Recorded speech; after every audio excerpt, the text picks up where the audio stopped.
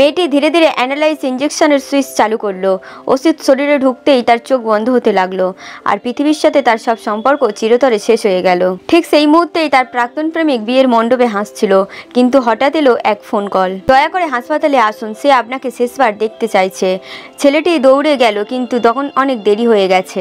1 বছর আগেও তারা ছিল সুখী প্রেমিক প্রেমিকা। কোনো কারণ ছাড়াই একদিন ছেলেটির সম্পর্ক ভেঙে চলে যায়। আর 1 বছর পরই মেয়েটা জানতে পারলো তার শরীরে লাস্ট স্টেজের ক্যান্সার, আর বাঁচবে মাত্র 1 মাস। সেই রাতে সে ফোন করেছিল প্রাক্তনকে, কিন্তু ছেলেটি ঠান্ডা গলায় বলেছিল, আমাদের আর কিছুই বাকি নেই, তুমি মরলে মরো। 3 দিন পর সে হাসপাতালে গিয়ে মৃত্যুর তারিখ ঠিক করলো। বিয়ের দিনই মরবে, কিন্তু ভাগ্যের খেলায় সেই দিনই ছিল তার প্রাক্তনের বিয়ে। সে চোখের জল চেপে হেসে বলল, শুভেচ্ছা রইল, ঠিক শেষ দিনেই বিয়ে করছো। বিয়ের আগের রাতে সে কেক কাটলো, একা নিজের শেষ জন্মদিন উদযাপন করলো নীরবে। সকাল 10টা, হাসপাতালের ঘর নিস্তব্ধ। ডাক্তার বললেন, তুমি কি কাউকে জানাবে? সে মৃদু হাসলো, না, এখন আর কাউকে জানাবার নেই।